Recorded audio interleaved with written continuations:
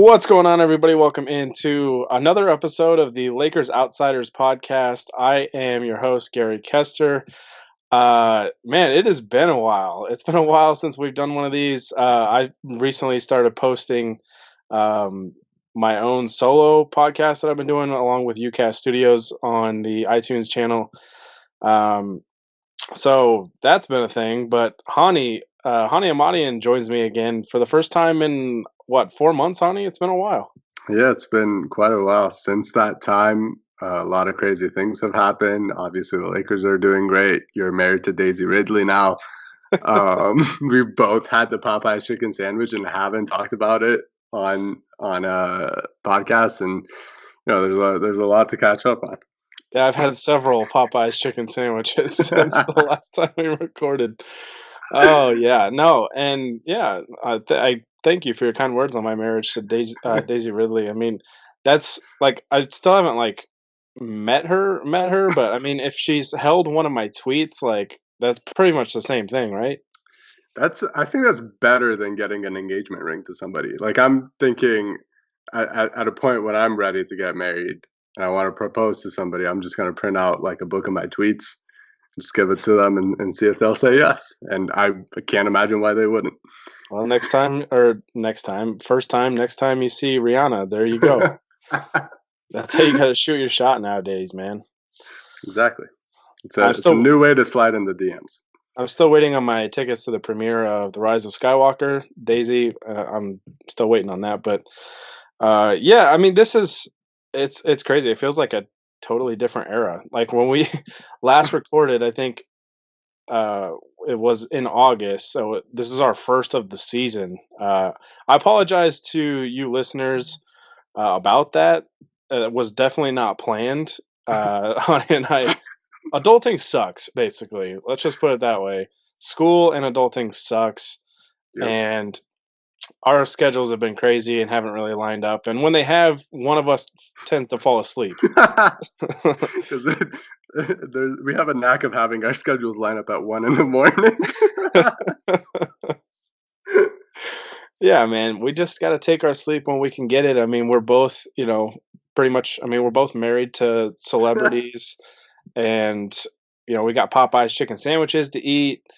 Man, I mean, Popeyes should send us a big check for this, right? Like, yeah, really, we've been asking them for this for months, and this was before we ever even had it. Yeah, we were asking for a sponsorship from Popeyes, and they still haven't come through. And frankly, I'm disappointed. Yeah, and we had to wait for them to raise some more chickens so that they could make more chicken sandwiches. I mean, that was like a 4-month wait. Like, I mean, it was worth the wait. Don't get me wrong, but it was pretty great. All right, this is a Lakers podcast, not a chicken sandwich podcast or a Daisy Ridley Star Wars My Marriage podcast. I don't think I would be opposed to either of those being a thing.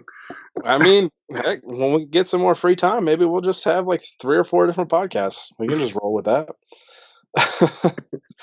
All right, so this is our first podcast of the season, which is kind of disappointing because the Lakers are 24 games in, and they have not lost very many of those games. They're 21-3. So we're going to talk about kind of our takeaways this season, how surprised we are at how good this team is, and how fast of a start that they're off to.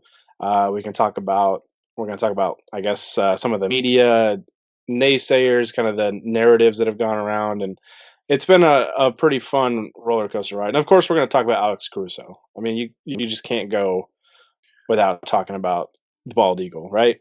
On the ranking of things that we're talking about on this podcast, in no particular order, it's Daisy Ridley, Rihanna, Popeyes, Alex Caruso, and then way down the list, it's the rest of the Lakers, I guess. Yeah, way down the list, it's the Lakers being 21-3, which is still great. But yeah, no. Alex Caruso. I'm just glad Alex Caruso is getting his proper shine as the first member of the Big Three. But it's about time people start recognizing that he's part of that group.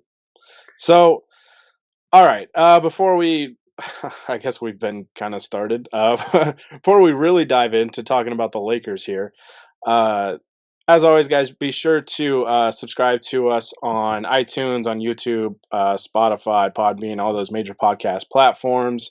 Um, all of our content's up on LakersOutsiders.com. We got a group of writers, content creators. Just pumping out content all the time. Hani, you've been just so phenomenal at kind of running the show. Despite your busy schedule, you've been like Anthony Davis, just phenomenal, both ends of the floor. And yeah, so you can follow us on Twitter at Lakers Outsiders and on Instagram as well. And like us on Facebook. You can follow Hani at Honi Honiahm. You can follow me just at Gary Kester. And yeah, with the plugs in there and out of the way, I guess. Let's talk about this team, man. I have been very open on the Lakers Outsiders Weekly Pod with UCAS Studios that I was probably dead ass wrong about this team. I had them. My win prediction was 49 wins. I had them at 49-33. I was like, roughly 50 wins. That's a good year, right? Like in the Yeah. West, that's a playoff team. I mean, coming in, like I really thought this team was like, there's a lot of new faces on the roster. There's a new coaching staff. They're gonna have to learn a new system, all this stuff. Plus, their injury luck in recent years. Plus, Anthony Davis is a guy that's been a little injury prone. Nothing major so far. Knock on wood. Um, just kind of some minor things in here and there. So I kind of figured you kind of factor all that, plus like some load management for LeBron and AD, some of these older players. I was like, somewhere around 50 wins, I think would be good. But here we are, 24 games in, and they're 21-3. Like, how insane is this start? And I guess how surprised should we be that they started this fast? I think anytime you're winning on pace, you're on pace to win close to 70 games, or I think even over 70 games, you should be pretty surprised. I am.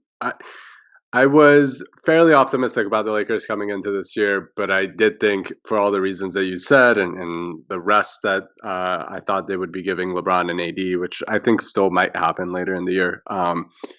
I was expected them to be like a 3 or 4 seed in the West. I didn't think they would be kind of running away with the top seed, which it sort of seems like they're doing right now. Obviously, it's still fairly early and anything can change.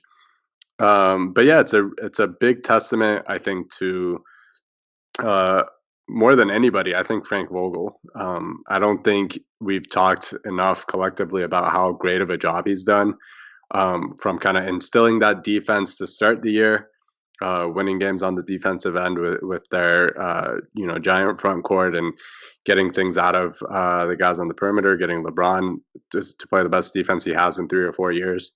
Um, and then as the season's gone on, their offense has just gotten so much better and clicked more. And as their defense has kind of fallen down a little bit since, especially since Avery Bradley's gone down, the offense has kind of taken the lead as to how they're winning games. But overall, they're solid on both ends of the floor. He's got a lot of players in optimal positions. Before he got hurt, Avery Bradley was playing incredibly well after a really awful year last year. And all of us had very low expectations for him, and he turned out to be one of the more important players on the roster. Like KCP started out so slowly and has really ramped it up and gotten better. Alex Caruso, kind of the same way. He's getting his confidence. Pretty much every player on the roster, save for maybe Kyle Kuzma, who's still kind of gathering himself, has been optimized when they played. And I think that is a huge testament to Frank Vogel, and I think that's the biggest reason why they've been so much better than we expected. My favorite thing about Frank Vogel is the fact that he's turned Rajon Rondo into Steph Curry. Like, how in the hell is Rondo shooting 52.8% from the 3-point line? It's And like, I nuts. think he's in like the 99th percentile as like a catch and shoot 3-point shooter this year. Like, Yeah, what in the world is going on? and what I like about it is the percentage is obviously amazing, and yeah, it's probably not going to last like as a 50% shooter, but he was Not with pretty that good. attitude, it's not. He was a pretty good shooter last year too. Like the percentages were good, but he was they were leaving him open and he wasn't taking shots. This year Mm. it seems like he's pretty confidently taking shots. And obviously, teams are still kind of playing off of him because they would rather have Rondo shoot than give up an open lane to LeBron and Anthony Davis. But I think by the end of the year, if this shooting at least short of last, even if he's just above league average, then teams are going to have to start guarding him a little bit. And that's just going to open up so much more for the team as a whole. It's going to open up lanes for him as a passer, and he can initiate for the rest of the team, which is what he's most comfortable with. So yeah, I think that is a really huge thing that they've just gotten instilled this mentality that hey, when you're open, you got a gun and shoot it. Yeah, Rondo's been like one of the bigger things I think I've been wrong about.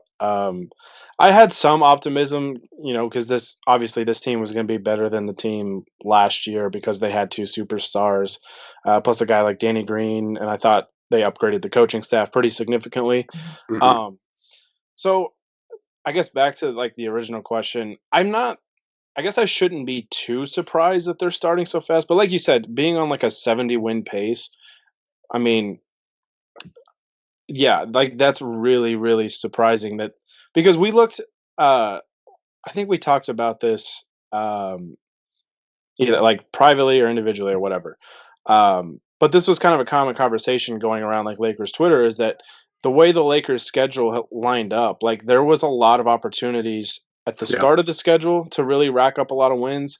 And then there's basically the last month of the season. It's kind of the same way. Hmm. Um, so it's not overly surprising, I guess, that they're off to a fast start. It's just the fact that they've won 21 out of 24 games. Yeah. Um, because I know, everybody kind of made a bunch of hoopla about their November schedule and they're beating all these like teams that are under 500. And it's like, like last year, that was kind of the thing is like they kept losing games that they should have won. Exactly. And then they'd randomly like, show up on Christmas Day and just kick the crap out of the Golden State Warriors at Oracle Arena. Yeah. So the fact that this team is consistently beating teams that they should is a sign of a good team. Hmm. Like even though it's been sloppy, and I think Pete Zayas, Laker film room, everybody knows who Pete is. Uh, Kind of kept bringing up the point that it's almost kind of harmful in ways when you have long stretches where you play a bunch of bad teams because you start developing bad habits that you can get away with.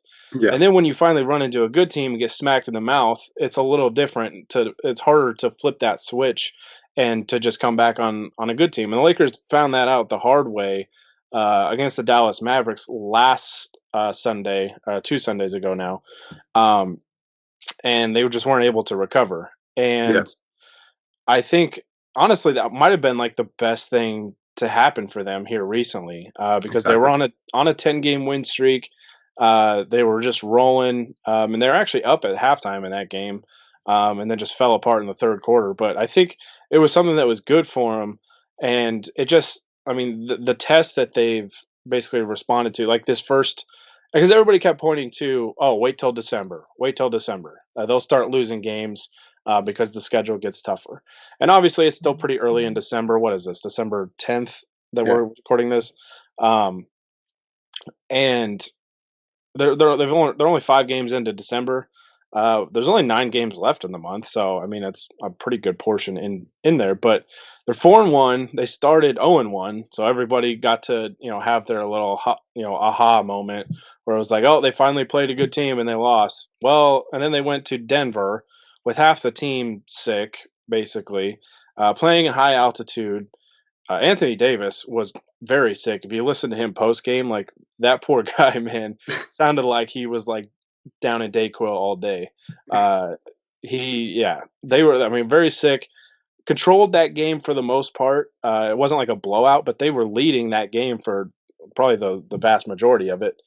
And then they went into Utah the next night, another game in high altitude with guys sick on a back to back, two good teams, and just dominated Utah. And they've just kept it rolling. And um, I know I'm kind of rambling here, but I've just been so impressed with this team. And really, honey, I'll throw it to you. I guess what your biggest takeaway is um, for this start so far. I guess I'll start, but mine is Frank Vogel, and you talked about it and how good Frank Vogel has been in this staff.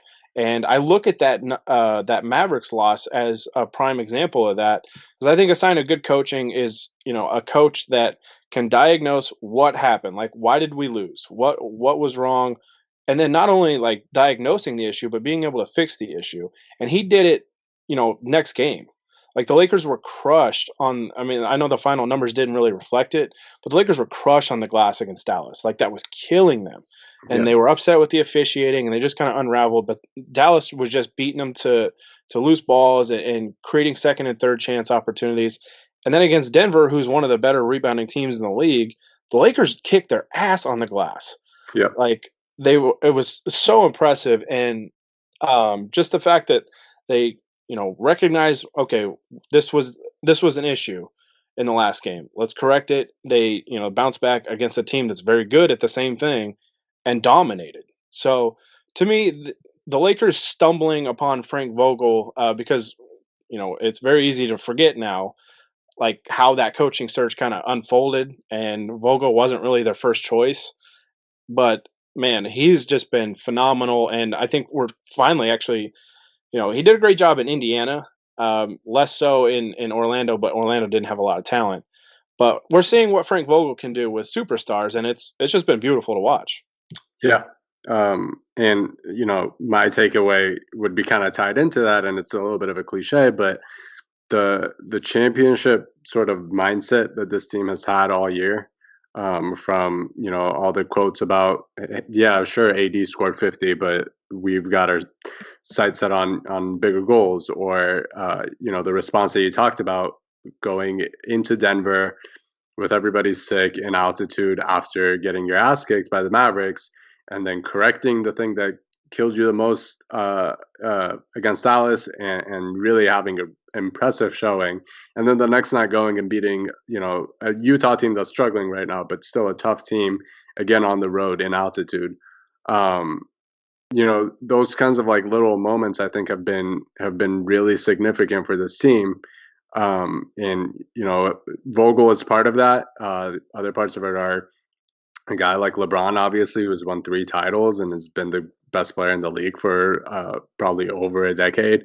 A guy like Danny Green, who just won a title, Rajon Rondo, who's won a title. There's a lot of veterans who, to use a Byron Scottism, just because Oh God. we can't let ourselves get too high, but they know how to win, and instilling that sort of mentality throughout the team. So now everybody's kind of playing their role.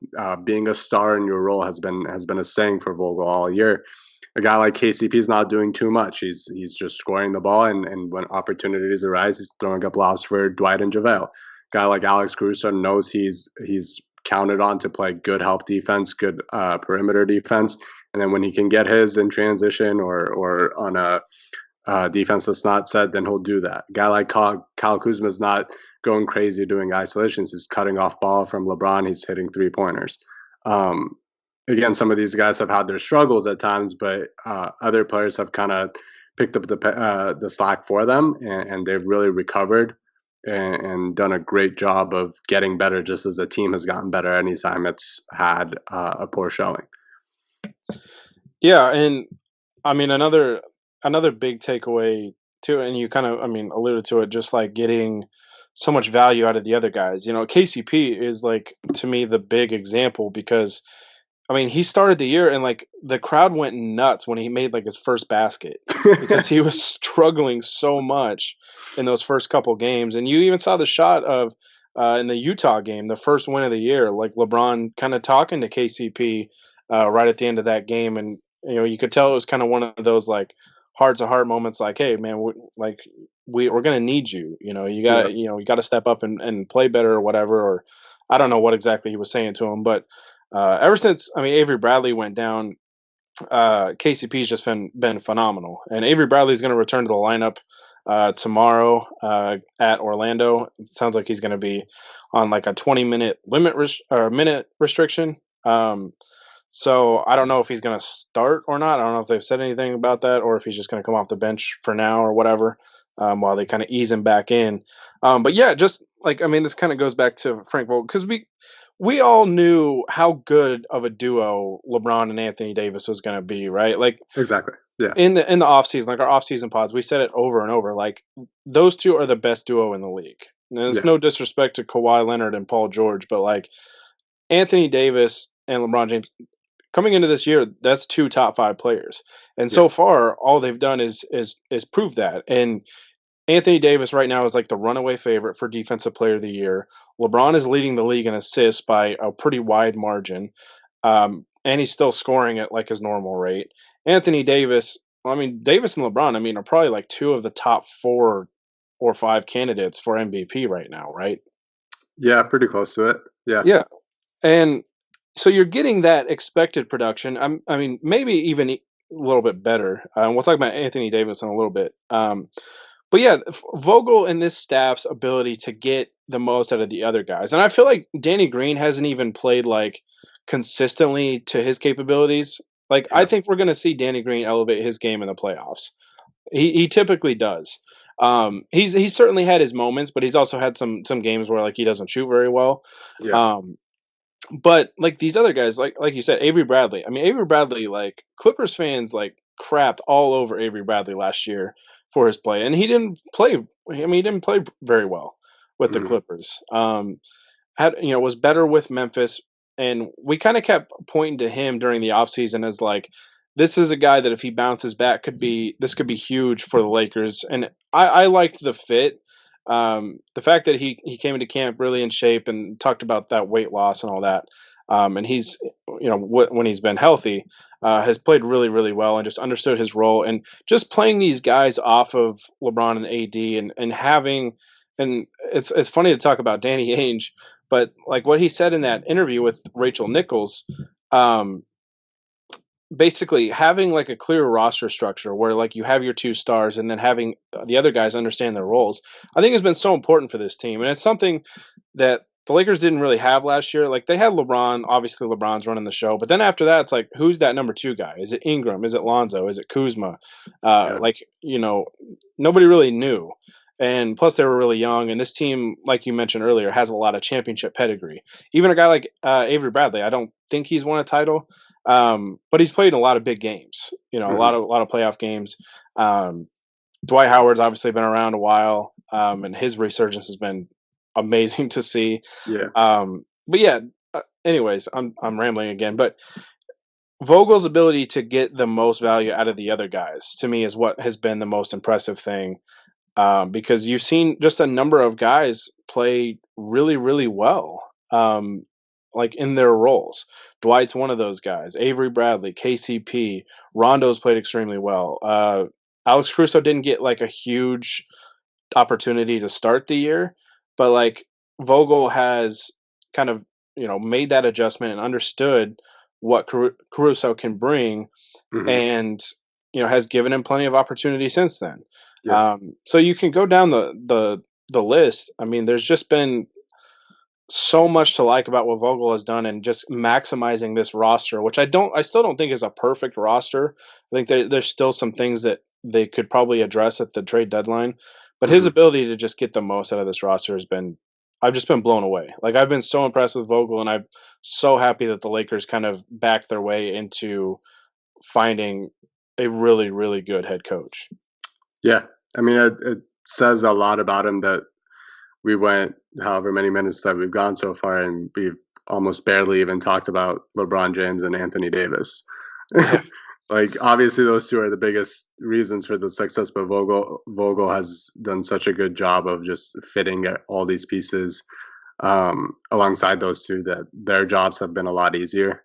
Um, and there's a clear hierarchy of we're trying to get AD involved. LeBron is basically our point guard. And honestly, like you mentioned that we all expected that LeBron and AD would be playing this well. That's true, but we also weren't expecting LeBron to play defense, and Right. he has been. And that's, I mean, if there's a clear indication that this team really believes in making a huge and special run, I think it's that LeBron is playing the best defense he has in the regular season in years. And I think he kind of understands that building that from the get-go is how the Lakers are going to be really, really good heading into the playoffs. Yeah, and that's the thing is like I expected LeBron to start playing some defense like when the playoffs rolled around, Yeah, but I figured it was going to be kind of his way of preserving himself. yeah, And I think with Davis just carrying a big part of the load, obviously that LeBron didn't have this luxury last year where he yeah. had another superstar next to him that could go off for 50 points like we saw Anthony Davis do against the Timberwolves. Hmm. And LeBron can just have those nights where he kind of takes a back seat and just kind of does what he needs to. There's still a pretty stark difference in this team when LeBron is off the floor compared to when he's on it. Yeah. But it's such a luxury for both of those guys, for Davis and LeBron to just kind of take turns on when like who basically like who's the man, right? And Davis just continues to make unbelievable plays defensively, and like I said earlier, he to me he's the runaway favorite to win Defensive Player of the Year. So let's talk about Anthony Davis because I've seen it kind of talked about on Twitter, and I think it's a pretty interesting discussion to have. But do you think that Anthony Davis has taken his game to another level this year? Or has he always been this good and we're just kind of noticing it because we see him every game and he plays for the Lakers, he gets more exposure and he's not playing with the Pelicans? Or is it, I mean, just a product of he's just gotten better? This is what it's like when he finally has like a legit superstar next to him. I mean, just what are your thoughts on kind of all those dynamics? Yeah, I think his skill set and the level that he can get to has probably always been this way. I mean, yes, he didn't have as much of the spotlight with the Pelicans, but we've known for a while that this guy is like a transcendent star. And the only thing keeping us from really mentioning him as one has been the fact that he didn't have much team success. He'd only been to the playoffs twice. Hmm. Um, so now with the Lakers, yes, he's getting a lot more exposure. Obviously, it's more of a nightly thing that we're just, hey, what did Anthony Davis do? In terms of the media exposure, him being on ESPN every day, and all of that. But I do think there is also a level that he's been able to get to because of having that other superstar, Hmm. where he's never really had that. He's had good teammates like Drew Holiday who have really helped him at times. He obviously had half a season basically with DeMarcus Cousins, Hmm. where it took them some time to gel together, so it wasn't exactly the same. LeBron kind of offers AD this very unique teammate that lets him get his and really initiate offense through Anthony Davis, especially early in games. Kind of have him set the tone, but so much of it comes a lot easier. He's not really being doubled and triple teamed as much as he would if his teammates could have knocked out a shot, or if there wasn't a dude who went to the finals 8 straight years, lurking on the perimeter, waiting for an open lane to go dunk on everybody. Yeah. Um, so I think between that, LeBron's passing, which is just somehow getting better, and the threat that he poses as a scorer. Still, the fact that LeBron now shoots step back threes, and can just kind of create that space for him. I think all of that has really contributed to him having a better season overall. But yeah, like I don't think he's a different player. It's just that he's, again, like we mentioned with Vogel, he's being placed in a much more optimal situation. Yeah, I don't know. It's tough to say because, like, I admittedly didn't watch every single Pelicans game when he was there because, I mean, they were the Pelicans. But, How um, dare you? and after dealing with their fans over the past like year, I mean, honestly, they didn't. Uh, I want to say they didn't deserve Anthony Davis, but they don't deserve Brandon Ingram either. So, uh, but yeah, no. Shout out to Brandon Ingram. I'm happy that he's getting a chance to shine and he's playing really, really well. That's our boy. Um, that's probably the nicest thing I'll ever say about a Duke player. Quinn Cook's okay because he plays for the Lakers now, but And he looks like J. Cole. yeah, that too. Um, but yeah, I don't know, man. I think it's more of a product of like this is what Anthony Davis would have looked like if he had like a legit superstar next to him, and that's no slight to DeMarcus Cousins or Drew Holiday, both very good players, especially when they're both like fully healthy and in their prime or whatever. Um, but like LeBron is just obviously a whole different level. I mean, there's a reason why he's like in the GOAT discussion. Yeah. Um, so yeah, I think this is like what you see with Anthony Davis as somebody that teams can't just key their entire efforts on because it's like yeah, we kind of have to deal with LeBron James too.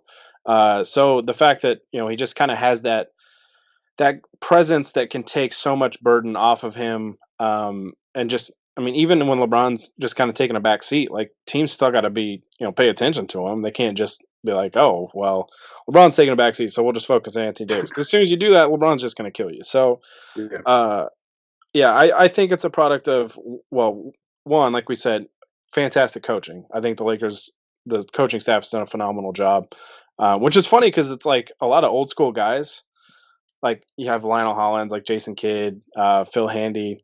Phil Handy has an amazing reputation, but like this staff, looking at it now, I mean, I think I kind of underestimated them a little bit. Hmm. I was a big fan of Vogel. I've always liked Vogel, and I was curious to see what he would do with legitimate superstars instead of having playoff P as his best player. But uh,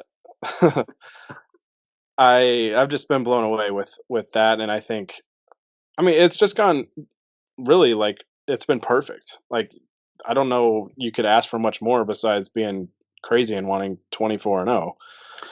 I mean, as a child of immigrants, uh, always go for the A+. It's disappointing if you don't have an A+. So Oh brother. Yeah, I don't know, man. It's just like it's just been so much fun. And like obviously they have a big test coming up. By the time we're recording this, they're gonna play in Orlando tomorrow and they start a 5-game road trip. But I believe you'll be tweeting because I'll be in class. So yeah, they'll be in good hands. Whenever yeah. you're playing, they just decide to kick ass. And whenever I am tweeting, they're just like, we'll give you like 8 solid minutes of good basketball. And it might be enough, it might not be. So You're like 3-2 on the season, I think, when you tweet. I feel like Um, I feel like I have at least 4, but I'm not okay. sure. You at least have 2 losses. I know that. Yeah, I have 66% of the losses. I know. Okay. I kind of feel like you should protest some of them. Oh, we know if I do, I will. Dude, how funny was Adam Silver's response to the Rockets protest though? It Like, was basically like you're right, but also go f yourself. You had yeah, all like, those chances. yeah, hey, you guys had a double-digit lead against San Antonio, like a team that sucks this year, which I love, by the way. But Oh, uh, yeah, like, anyways, that's a little sidetrack. It's just fun to laugh at the Rockets and especially their fans, man. Most sensitive fan base I think I've ever encountered. Like, yo, man, they had conspiracy theories going rampant oh after my all that god. happened. Act Well, like they act like the league's out to get him. Meanwhile, their superstar, MVP is like getting 20 free throws a game, basically not even getting like fouled, like baiting refs into fouls like he always does. But yeah, no, the league's totally out to get you, man. yeah, I mean, it says a lot when literally 29 other fan bases are laughing at you all the time. Oh, shout out to Bielitsa, man, for dropping Yeah, that 30-foot bomb at the buzzer yesterday. God, that was turned hilarious. turned into a Kings fan for a little bit. I love Russ, but man, the dude cannot win. He's walking off the court saying game over, and then they give up a 3-pointer. Oof. Well, maybe he just knew what was going to happen next. Yeah, I mean, Maybe he technically the was game was over. maybe he was so upset with himself that he only hit a 2. He was like, "Crap, game over. We're about to lose." Yeah, no, I was actually hoping that the Lakers would play the Rockets like in the middle of this hot stretch, and like I was glad they finally got like Portland because I was like, I feel like Portland at some point is going to turn around. I was glad the Lakers got them like fairly early while they're struggling Yeah, and dominated that game. Another dominant performance by AD. Like his numbers have just been like unbelievable. Like he had a 40-20 game in 3 quarters earlier in the yeah. year, had 50, like 7, 6, and 4, I think. the other night against the Timberwolves. And then the Portland game, he had 39 points in 3 quarters.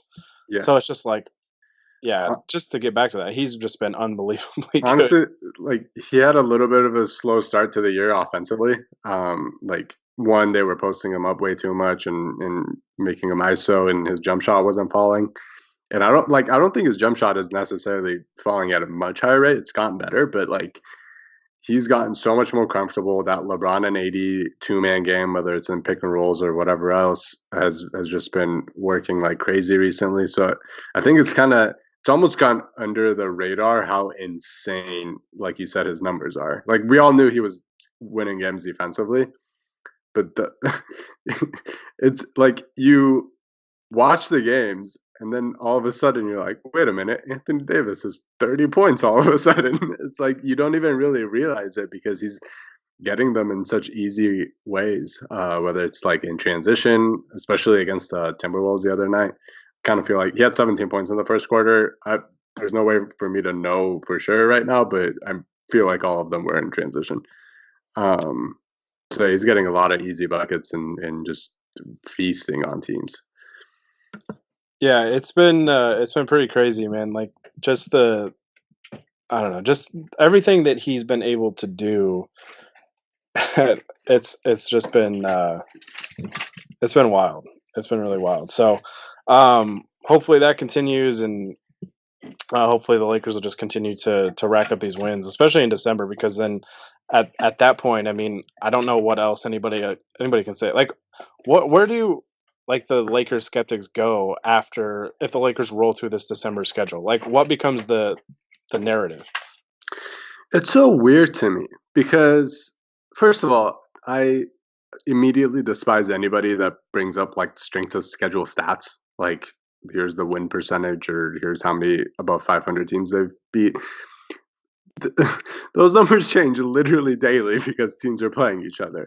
Also, when you beat a team, you're giving them an extra loss, so their win percentage drops. Like, I don't know if people realize this. How So that how dare the Lakers hurt their own strength of schedule by beating the teams that are on their schedule? it's like it's like RBI in college basketball, where it's like you beat a team and all of a sudden they're not as good of a team, and you're like, wait a minute, that shouldn't work that way. um, but like, there's legitimate things if you want to talk about like the Lakers not being as good as they are. There's legitimate things to talk about. Yeah, they've had a pretty soft schedule, but like you could be talking about the fact that they're so much worse when LeBron sits, and we alluded to that. That they haven't really gotten their way when LeBron sits. They haven't really been able to have consistent offense. You could talk about the AD at the center lineups haven't really been crazy good, especially when LeBron's sitting. Kuzma and AD haven't really had good chemistry yet. There's like so many different things you can talk about, um, but everybody's just like pointing at strength of schedule, and it's like, well, that's like it doesn't tell me anything. It's not an interesting discussion. You want to talk about the Lakers not being favorites because of A, B, or C? Sure, I'll listen, and that's fine, and that's a fine opinion to have, and we can debate that forever. But like, I don't know, man. Were they supposed to lose against all the bad teams? Like, what do you want? The Raptors last year, the ones that won the NBA Finals and beat the Oh, Dynasty Golden those State Warriors. Raptors. Yeah, those Yeah, ones, those ones. not the ones from Jurassic Park, the real ones. Those Uh, ones are better though. I believe against above 500 teams last year. Somebody will need to fact check this. I'm not entirely sure, but I'm like 90% sure they were 22-20. Like really good teams beat up on the bad teams and play about 500 against the other good teams in the Yeah. regular season. Like and even in the playoffs, it's a 7-game series. You need to win 4 of those 7 games. That's not much higher than above 500. Like it's not it's not a crazy like, oh man, you gotta beat every good team for us to take you seriously sort of thing. That's kind of my thing is like if the Lakers were, slightly above 500 against these teams that are under 500, what would the narrative be then? Yeah. Like I guess I'll take it. Like I'll take people complaining about, oh, their soft schedule or whatever when it's like, okay, that's fine. They're beating the teams that they're supposed to, so Yeah. whatever. Uh, And the Bucks in the East have a soft schedule, and they are legitimate. Like, uh, first of all, they're the favorites to win the East, and they're legitimate title contenders. Like, I came into this year thinking that they should be the favorites for the title, and I might put the Lakers over them now because of how well they've played. But like, them having a soft schedule hasn't made me be like, actually, I don't know if I buy into it. right, and like you look at like their win streak that they've got right now. I think it's at like 15 games or something like that. Yeah. And I mean, they're beating up on a lot of like lesser teams, Hmm. and there's like not a peep about their strength of schedule. Yeah. So I don't know. It's funny to me. I don't know if there will be like any more excuses if the Lakers roll through their December schedule too. It'll just become. I can already see it now. Like it's already going to become. Oh well, you have LeBron and AD. You should be this good. Even though all preseason it was like, oh well, I'm not sure the Lakers can be this good with the roster that they built around those two. Yeah. I'm pretty sure your prediction was like in line with Vegas. I think they were 49.5 was their over under. So I mean they're surprising a lot of people, and I believe second shout out to Pete Zayas, like a film room. I believe he tweeted that they have to go 500 the rest of the way to win 50 games. It seems pretty good. Yeah, I think they should be able to do that. And someone tried to check him and was like, "Oh yeah, well, 50 wins isn't always good enough to be a playoff team." And then he Pete hit him with the literally every 50 win team in NBA history has made the playoffs. I mean, like I remember like 2010, I think the Thunder were a 50 win team, Yeah, but they were the something 8 like that, seed yeah. and they ran into the Lakers that year. Yeah. But like 50 wins is going to get you in. And especially this year, like the bottom half of the West, I It's mean, like not from good. 7, like the 7 seed on down, yeah, is not good. Yeah. I expect like some of those teams to get better. I think the Jazz are in 7th right now. Like I think that they'll figure it out. Like they're I really think talented, well Yeah, I coached. think But Utah's in sixth. The Thunder are in seventh right now, see, and the Thunder, I'm not Phoenix. overly surprised are in the playoff mix because Yeah, like they still have some good players and like Shea Gilgeous-Alexander, is continuing to get better. Like I think most people expected. Chris yeah, Paul's still a good player. Gallinari's still a good player. Like Steven Adams, they've got good players, but they're still. I guess they're reportedly like trying to shop everybody. yeah. Which So I is think Presti's ready for like a full rebuild, which they yeah, got like 300,000 picks from the Clippers, yeah. which nobody talked about that though. It was all about but those Laker pick swaps, man. They just Yeah, crippled their entire future for Anthony Davis, who by the way is just entering his prime. yeah, So yeah, I mean, like we were I think like the thing with the trade this offseason was like the Lakers were bidding against themselves, so we were just a little skeptical. It's like you don't need to trade like too much for Anthony Davis, yeah, but it's like he's proven that like even though the Lakers I think gave up a lot, considering like all these other teams weren't going to give up much because AD and Rich Paul are telling them like, hey, if you trade for them for AD, you're getting him for a year and then he's bouncing. yeah, Uh, so like the context with that context provided is like the Lakers probably gave up maybe a little more than they needed to, but like looking back on it now, it's almost like they didn't give up enough to get a player of Anthony Davis's caliber. Uh, it's just yeah, I mean it's been unreal. But back to kind of the topic we're on, the I don't know where the narrative goes. Like if the Lakers roll through their December schedule, which they're 4-1 in December already. yeah. Um, but especially if they beat the Bucks, man. If they beat the Bucks in Milwaukee, like, oh man, we are gonna have a field day on Twitter. I'm really excited for that game. I think that's going to be really like whatever the result is. I think that's going to be a really fun game. I'm super looking forward to it. I'm only a little concerned because it's the last game of the road trip. Yeah, Uh, but I'm just like so enticed just as a basketball fan to see yeah, AD against Giannis with yeah, LeBron there, and like it's just two really good teams. yeah. So yeah, I don't know. I don't know what the narrative will be. I'm sure there'll be some BS excuse. One thing I saw somebody bring up was like, oh, now you're seeing like all these talks about, oh, Lakers could get to 70 wins, just so when they get to 64, like, oh, look at these bums, they couldn't even get to 70 wins. Like, come on. So I mean, we it's all gonna know. we all know they're not going to get to 70 wins. They're going to stay at 69. And if they have to lose 10 in a row at the end of the season to make sure they stay at 69, they damn sure will. Listen, it's 69 or 79 or bust. Like 79-3, that's that's the goal. But if we have to settle for 69 wins, we'll take that. Yeah. So, um, yeah, I was gonna add something else, but I don't know. I got distracted by 69 wins. if I had a nickel for every time. Oh, and speaking of 69, we're gonna segue this into this last. I think this is probably how we'll wrap this thing up.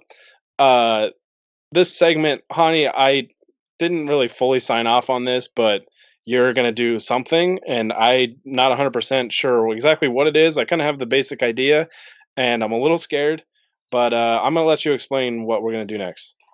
Yeah, so if if you are as hashtag online as we are, you've probably noticed on Twitter the last week that a new meme came out where people said name something you can say during some event and also sex. And of course, being the very topical people that we are and It's in not the very know, wholesome content. listen, if your children are listening to this podcast for some reason, I'm very sorry.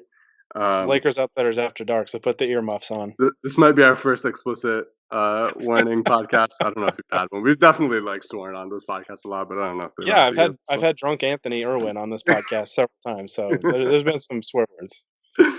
one.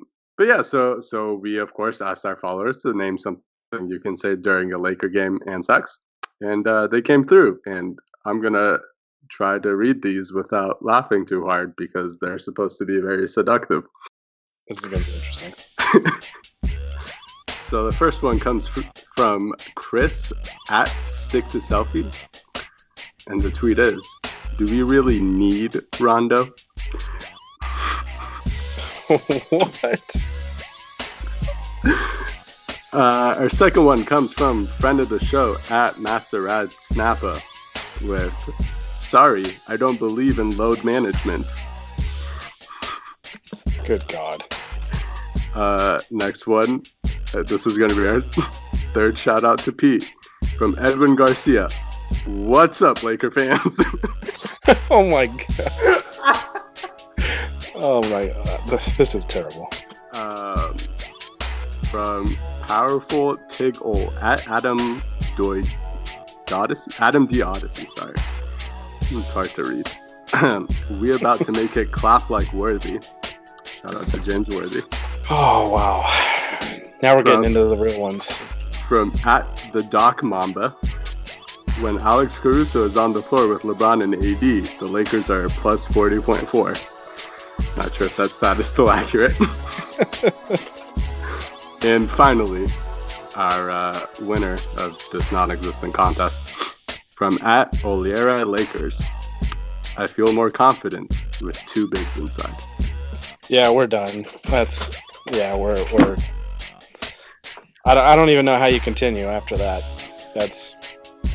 We've talked about having a Lakers Outsiders After Dark for a while, so there's no time like the present. I guess. Yeah, I mean I don't know even what to really say after that one. Yeah. We went from 69 wins to that, so I mean we're done. Like that is going to conclude the show. Oh, unbelievable. Unbelievable. All right. Yeah, no, that is seriously how we're going to sign off on this thing. So yeah, as always, like I mentioned earlier in the show, we're going to try and do these like more often, schedule permitting. So, yeah, I don't even know where I was going. Yeah, if you like the show, just be sure to subscribe on iTunes, YouTube, Podbean, Spotify, and be sure to subscribe. Follow us on LakersOutsiders.com. That's where all of our content is going to be. Follow us on Twitter and Instagram at Lakers Outsiders. Like us on Facebook. I mean, I'm